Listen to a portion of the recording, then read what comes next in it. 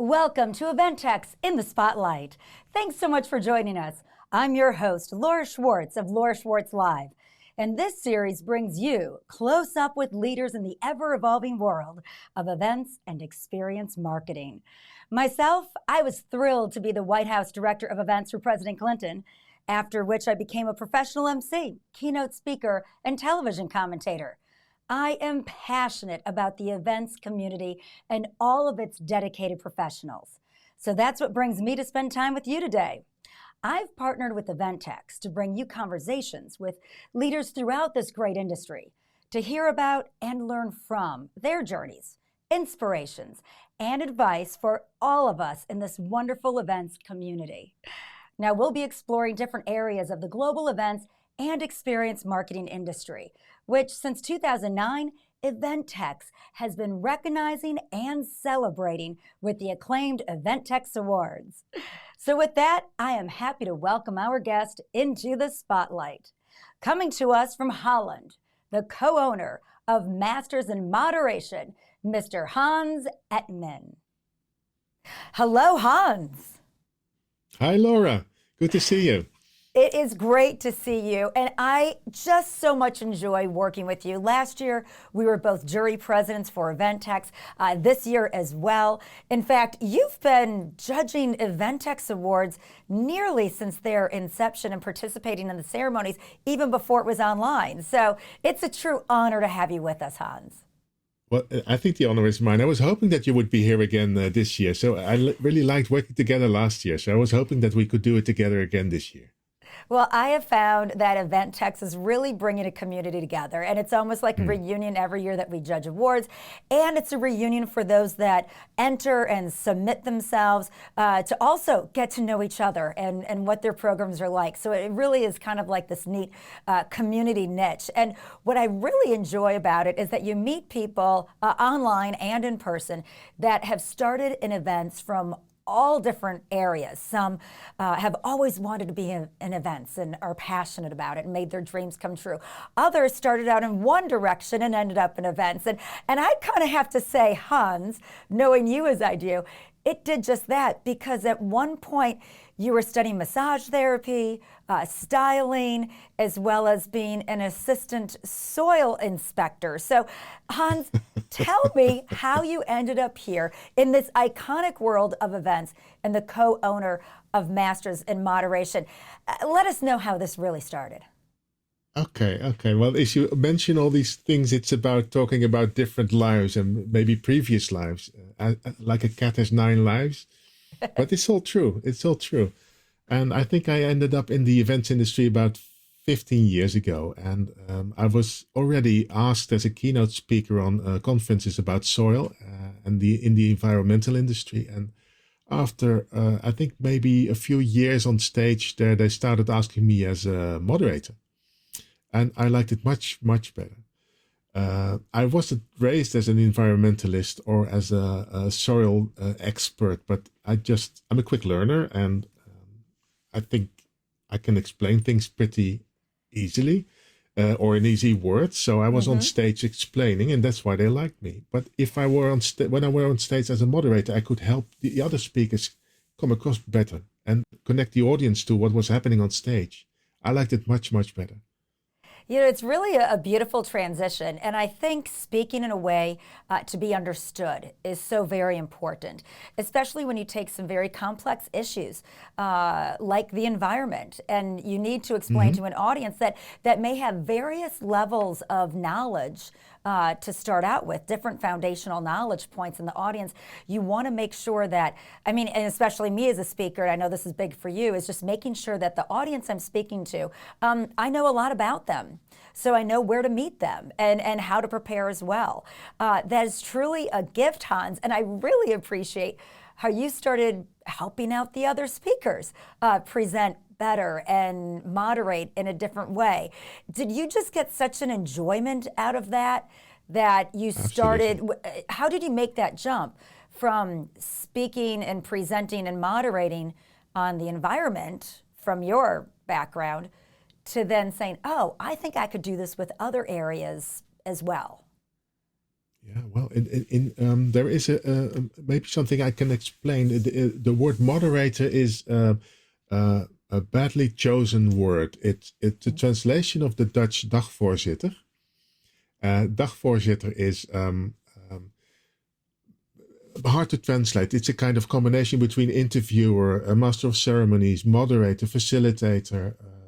Could be game player, could be brainstorm specialists, things like that. It's a mixture of all those things, and it's a pretty lonely job when you're on stage. I think you will recognize that. It can be, yeah. It's you making the decisions at split second decision time, and when you make those decisions, your client most of the time is happy with them because you're a professional. You make your right decisions, but that split second moment is a very hard moment to live through on stage. And there's a large responsibility on your shoulders. And at least for me, the most important person in the room is not the keynote speaker or me, of course, or even my client, but it's the audience. And I want to connect the audience. I want to give real value of what's happening there, of the event, to the audience, because that's what you do it for. So these translations into one profession is hard to do. And I wanted to share it. So we started with a kind of association here in Holland for moderators, for dagvoorzitters. And out of that, I met my present business partner, JJ Indermauer. And we started this moderation company, and we moderate ourselves every week, a few times a week. But we also have a lot of moderators that work with us, and we send out the right moderator to the right place. And this is exactly what I felt when I was on stage the first time, because at some stages you feel really at home and really comfortable with the content or with the audience or with the goal of the meeting. And at some stages, your professionalism just seems to lack because you're not in the right place. Mm-hmm. So picking the right spot is, I think, very important for our profession. I absolutely agree with you. And I think it's neat how you really created a platform for moderators in so many ways, because it's that knowledge base. It's the power of research and exploration before you hit the stage, the preparation prior. How do you like to prepare for any event, whether it's before a couple thousand people or just 20 to 30, where you really want to get the collaboration going in the room? How do you prepare for each opportunity? Well, I found out you can prepare by researching a lot, which is always good.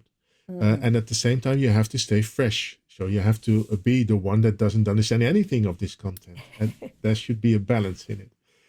You should be able to ask the stupid questions always. But at the other hand, I found out that there is there's an anchor in it. Every meeting starts and ends with the goal of the meeting. If you don't know the goal of the meeting, it won't work. You can't build a structure on something that doesn't have a clear goal. And you cannot engage the audience in a program if there is no certain and specific goal.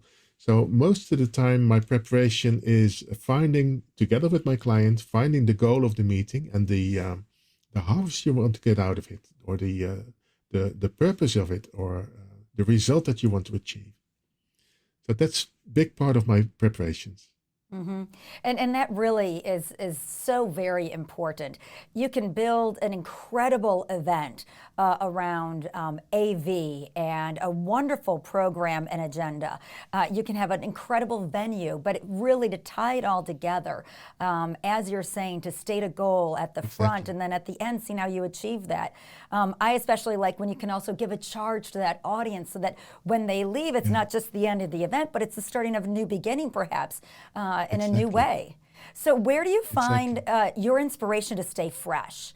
Because you just mentioned, it's a lot of work, all the research and the knowledge base. So how do you keep yourself inspired? Well, I'm a pretty curious person, so I'd like to learn and I keep on learning. You're never too old to learn. And I also like to acquire new skills. and I want to put them into practice on stage. And also looking at at society, the way people communicate, the way people learn, the different styles in learning and communication. All those things help me to always find new ways to interact with the audience. I think interaction is the key. People want to be engaged, and from a stage to the audience and back, I think it's a major challenge not to make it two-dimensional, but to make it three-dimensional, to really engage the people by interaction, to help them if they get some piece of information from the stage, from an expert speaker, for instance, to help them digest it and to put that into new behavior, if you like. It sounds really heavy, but No. I want them to be part of the content.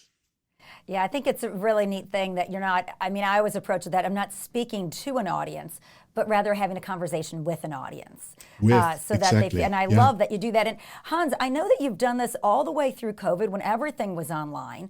How did you engage online? Because Masters of Moderation really kept going in that respect, and it was almost as if you were really prepared for it. Well, we were used to working online, and we had some experience there, but we very soon found out that the world still needs places to meet. And if it can't be found in venues or in halls or in little in rooms, then you have to find it online.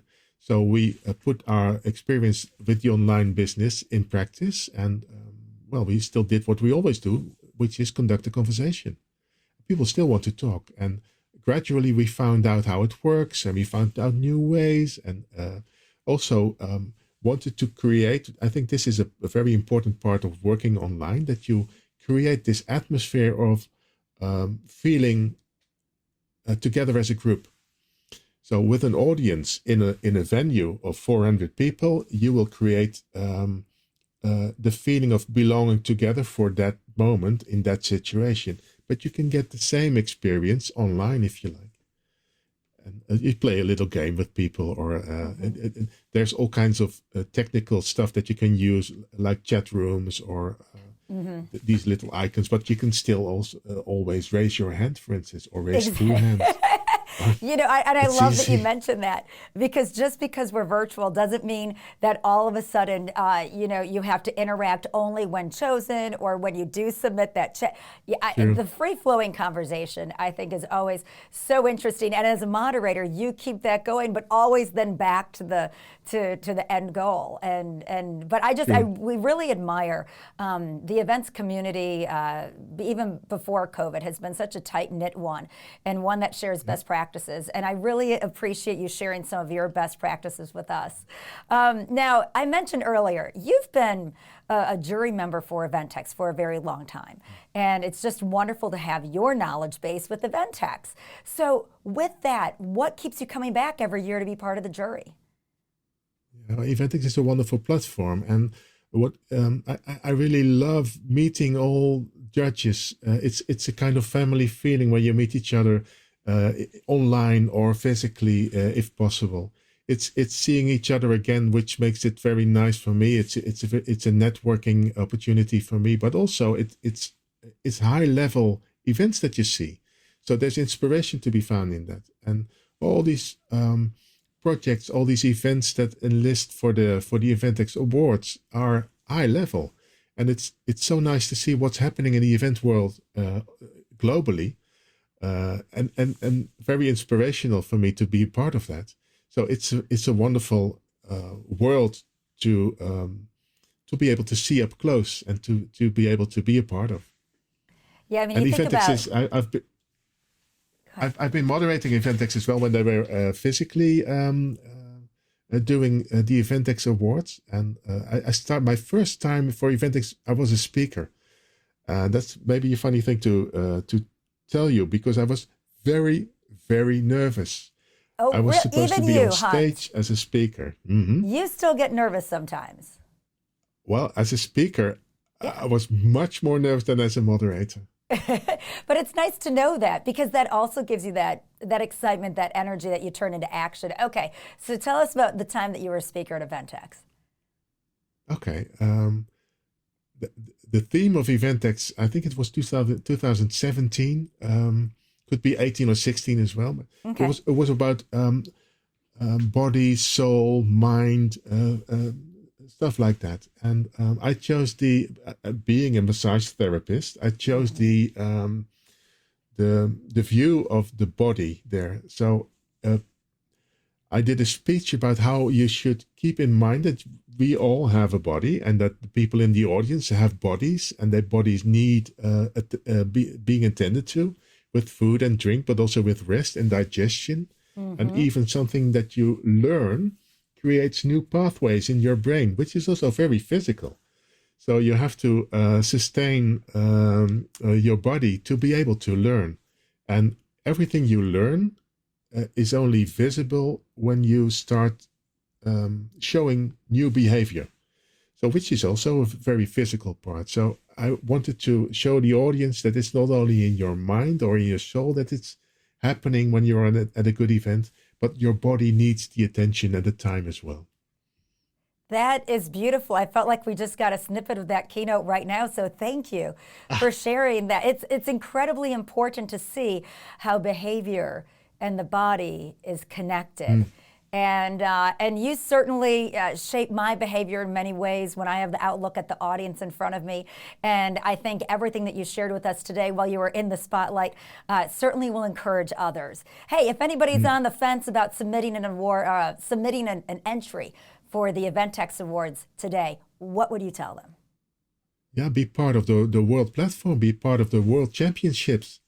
It's high level, and if you can be part of it, do so, because it's not only a chance to show off what you can do or the wonderful things that you've done in your event, but it's also a wonderful opportunity to compare yourself with a high level competitors. And it's not about the competition; it's about the I think it's about the value that you bring to the events industry and about what that you can show what you did in your event and the inspiration that you had and maybe the innovations that you made for your event. That gives you the opportunity to show the world that you're part of this high level platform, and you can meet other people there as well. And it's the judges that are very nice and friendly most of the time. But very critical as well. And it's also the competitors from the other events that want to learn from your event. So it's nice to show off what you've done and be proud of it. Well, Hans, I thank you so much for your time in the spotlight. No, thank you. And thank you for sharing with us that value, that inspiration, and the ability to be part of the events community. And this really, truly is a gift, you sharing your time with us today. So thank you so much, Hans. Thank you, Laura. All good things going forward you. as well. Thanks again, Hans. And thank you for joining us for this edition of Eventex in the Spotlight. If it has you thinking about your place in the spotlight, take it. That light, it's yours. So consider submitting your work for the Eventex Awards in 2023. The registration deadline is January 27th, and submissions are due February 24. Head on over to eventex.co to find out more details. For everyone at Eventex, I'm Laura Schwartz. Thank you for spending time with us, and we encourage you to step into your spotlight every day. We'll see you next time on Eventex in the Spotlight.